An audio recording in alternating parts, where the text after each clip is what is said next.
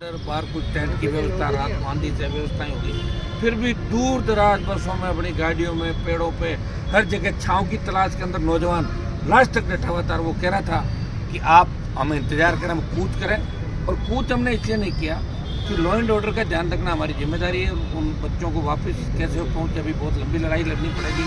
अभी बहुत सी लड़ाइयाँ और हमें राजस्थान प्रदेश को बचाने के लिए लड़नी है, क्योंकि जब दोनों पार्टियाँ हाथ मिला लेती जो हमेशा सत्तारूढ़ रही, तब नई क्रांति होती है। और जयपुर की रैली ने एक नई क्रांति का आगाज किया नौजवान ने। जिस तरह आज़ादी के आंदोलन में 1857 की क्रांति थी, 25 तारीख का जो बाल था वो 1857 की क्रांति की जैसा ही था। अब राजस्थान का नौजवान निश्चित रूप से बदलाव के मूड के अंदर है। और हम आंदोलन हमने समाप्त नहीं किया, कल ही हम वापस यहाँ आ गए थे। आज भी धरना स्थल पे धरना हमारा जारी है। कल हम इस आंदोलन की रूपरेखा तय करेंगे कि जून के अंदर छुट्टियां हाईकोर्ट की, और अब इसको आंदोलन को बड़े स्तर पे कैसे चलाया जाए, किस तरह दिल्ली कूच करें, रेलवे ट्रैक जाम करें, हाईवे जाम करें, लॉ एंड ऑर्डर को संभालते हुए दबाव सरकार पर हम बढ़ाएं। और कोर्ट से बहुत बड़ी उम्मीद थी राजस्थान के जवानों को, सबको, कि कोर्ट जुर्माना भी लगाएगा, आखिरी तारीख दी है। लेकिन बच्चे मायूस हुए, हम सब मायूस हुए। हम सोच रहे थे कोर्ट कड़ी फटकार लगा कि इनको टाइम नहीं देगा और फैसला हाथों हाथ होगा, लेकिन इसमें राजस्थान के आम नागरिक मायूस हुए।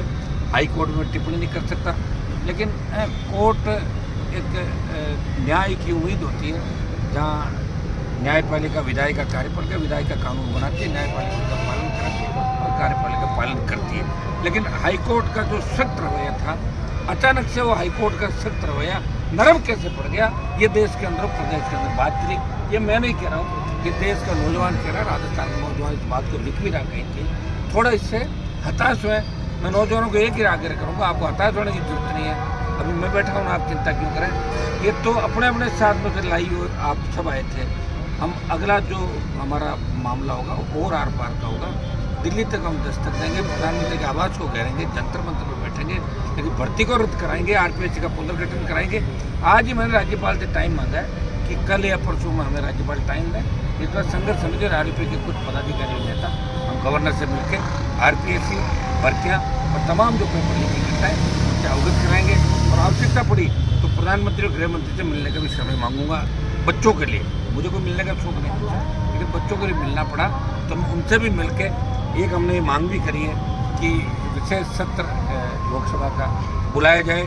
सीज फायर के अंदर जिस तरह अमेरिका ने पंचायती करी, और ये रैलियां बढ़ चढ़ के कांग्रेस के हम जय हिंद यात्रा निकाल रहे, बीजेपी करेगी हम जीत गए, तो आखिर पता तो लगे विशेष सत्र के अंदर कि सरकार ने क्या किया।